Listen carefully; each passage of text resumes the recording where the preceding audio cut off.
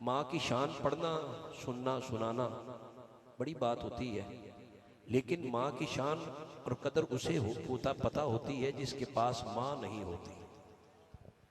शाह जी, बंदा अपनी प्रैक्टिकल बात करे ना तो उसमें लॉजिक होती है।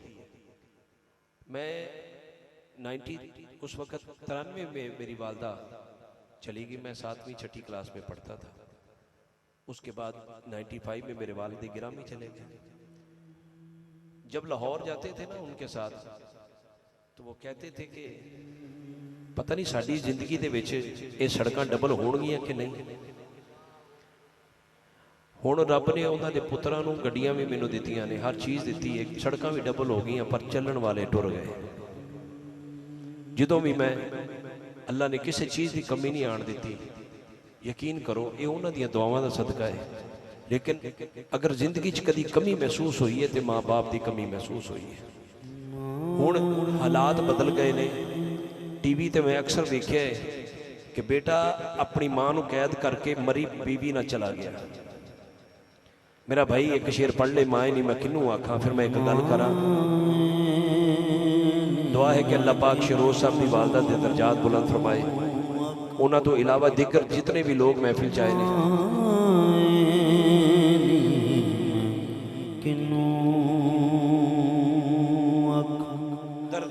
दर्द विछोड़े दा हाल नी माए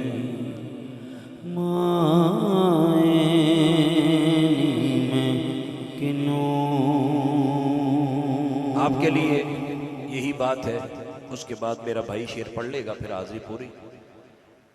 एक माँ बूढ़ी हो गई कराची में, तो उसकी बीवी ने कहा तेरी माँ खांसी करती है, और जब खांसती है तो घर में जरासीम पैदा होते हैं, बच्चे छोटे छोटे हैं, तो अब ये बूढ़ी हो गई है, इसको किसी केयर सेंटर में छोड़ा, अब घर में ज़रूरत नहीं रही।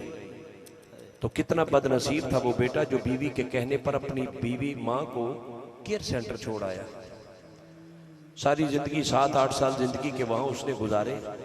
जब करीबुल मर्ग हुई तो केयर सेंटर वाले लोग कहने लगे, माँ तू मरने के करीब है, बता तेरे दिल में कोई हसरत है तो पूरी कर दे। तो वो कहने लगी, मेरा दिल करता है मैं मरने से पहले अपने उस बेटे को तो मिल लूं जो मुझे इतने सालों से छोड़ गया है। केयर सेंटर वालों ने टेलीफोन किया।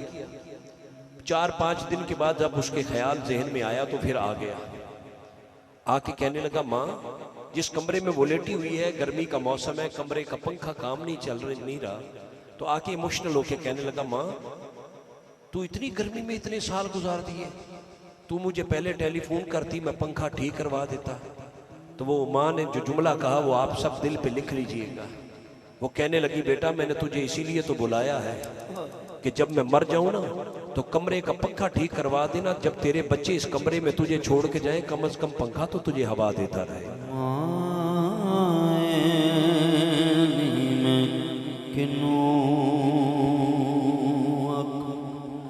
दुखां दी रोटी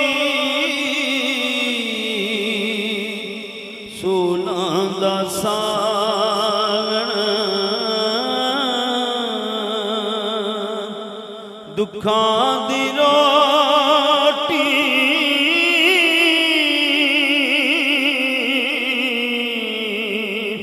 सोलां दा सागण, आग दा बालन वालनी माए नी मैं किनू आखा। एक मुद्दत से मेरी माँ नहीं सोई ताबिश, एक मुद्दत से मेरी माँ नहीं सोई ताबिश, मैंने एक बार कहा मुझे डर लगता है। जंगल में जब वो चली गई ना मेरी माँ मुझसे बिछड़ी, तो मैं स्कूल से आया तो मैं रोटियां तलाश कर रहा था कि दोपहर के वक्त जब छुट्टी आदि होती थी तो पहले तो वो पका के रखती थी, अब कोई पकाने वाला नहीं रहा। वो अक्सर मुझे बाहर रहने पर रोकती रहती थी। मैं उसकी बातें सुनकर हंसी से उछाल देता था। माँ कल से जल्दी आ जाऊंगा ये कहकर टाल देता था। उसे बड़े नखरे दिखाता था वो हर बार मेरे सदके वारी जाती थी, पर अब जिंदगी में वो बात नहीं, क्योंकि वो मेरे पास नहीं। उसके बिना दिल की समी सूखी है, एक वही मुखलिस थी सारी दुनिया रूखी है। मैं जब भी घर लौटूं वो निगाहें ढूंढता हूँ, समा जाऊं जिनमें वो बाहें ढूंढता हूँ। मैं उन जगहों को देखता रहता हूँ जहां बैठकर वो मेरा इंतजार करती थी। मैं घंटों अपना चेहरा देखता हूँ जहां वो मुझे प्यार करती थी। माँ मेरे कान फिर से मुंतजिर हैं, एक बार वो लोरी सुना दे। एक अरसा हुआ मैं सोया नहीं, अपनी बाहों में मुझे सुला दे।